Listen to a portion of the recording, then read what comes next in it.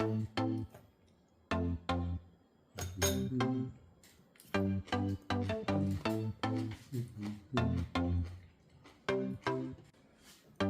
and good morning. It's your Coach Sid on this fine weekday morning. And today, just a brief message, and the subject concerns the good life. What is the good life?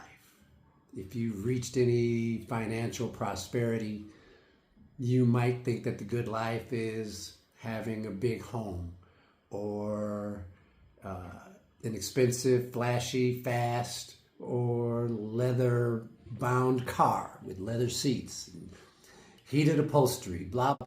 That might be the good life. To many, it might be traveling the world. To some, the good life might consist of eating at succulent food at exotic restaurants. Well, what if I told you that living the good life is not complicated at all? It does require some consistency, however.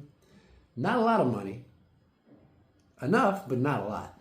Because peace of mind, robust health, positive disposition, joyful attitude, that's wealth, man. I know too many people younger than me that are sickly, congestive heart failure, high blood pressure, diabetes, obesity, mental illness, depression.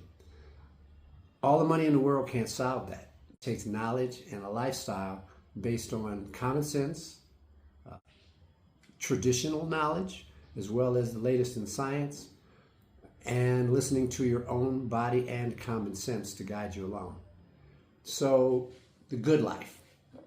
Now, since I'm just preparing this breakfast for myself with kimchi and avocado, some scrambled eggs, scrambled in ghee, and some chicken sausage that has ingredients that don't include modified food starch and sugar and corn syrup and all that crap that they're giving us that's ruining our bodies and our health, and we're spending our money on it.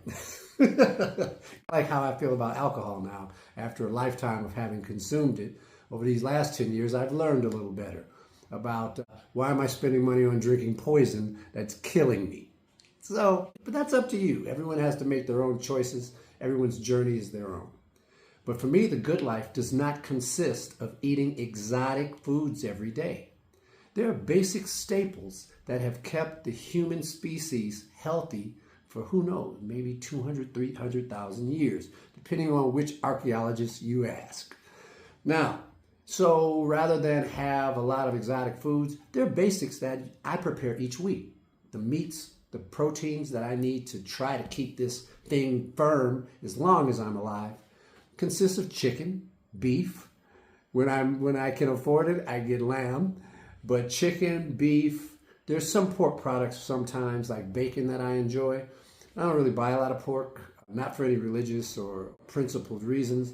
It's just things I like to cook and things I like the flavor of, okay? Sometimes I like the taste of ham, but it's infrequently, probably just like a seasonal thing. So, as I said, I eat basically the same thing. There's eggs 5, 6, 7 days a week because that's highly bioavailable protein. And it's just easy to absorb. And it tastes good, and you can cook it in butter, ghee, olive oil, season it with garlic, onions, salt, pepper. It's fine. I don't get tired of it, okay? This chicken sausage, whenever I can get it, I get this brand because the ingredients are impeccable. And it's hard to get in America and here in Kenya. When I go to grocery stores and you look at the sausages, things that you can cook for breakfast, it's filled with fillers, cereals and things.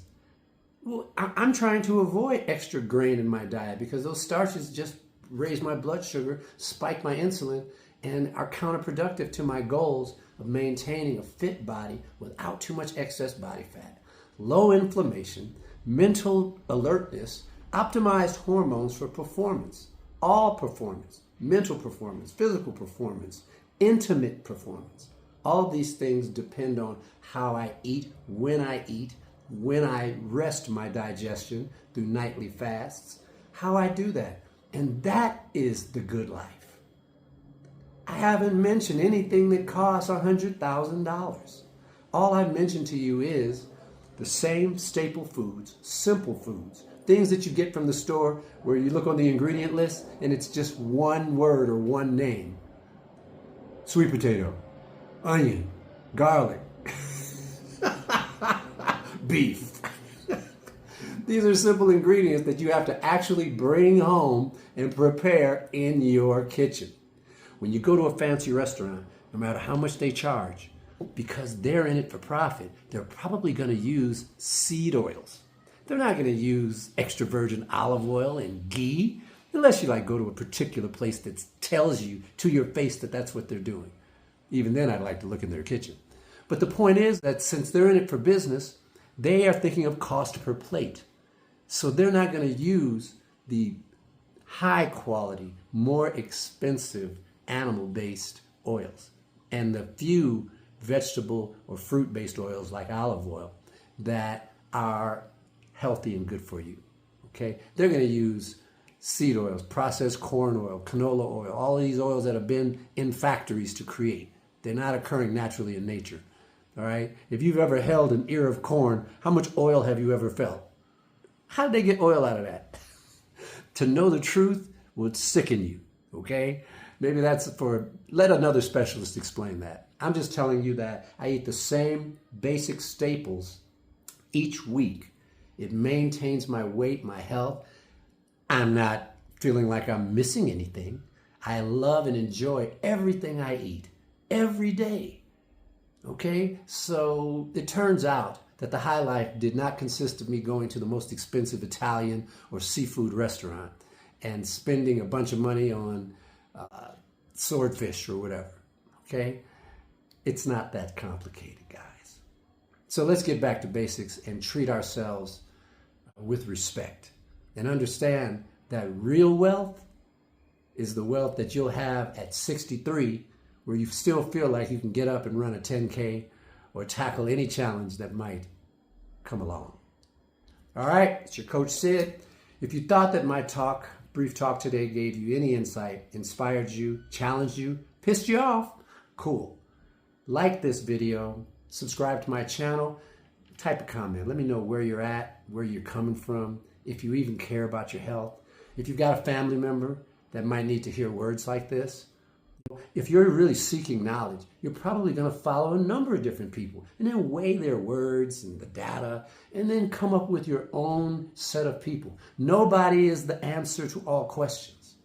But, for instance, in my case, I follow a number of doctors and specialists, and some are backed by science. Some use ancient and traditional medicine and knowledge. And I just listen. I take what resonates with me, and that which does not resonate with me, I do not take.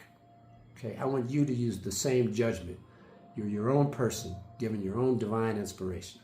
All right, as I said, like it, subscribe, blah, blah, the deal, so that maybe I can catch a fire, get some followers, and turn this into something that'll make my retirement more pleasant while I'm helping you.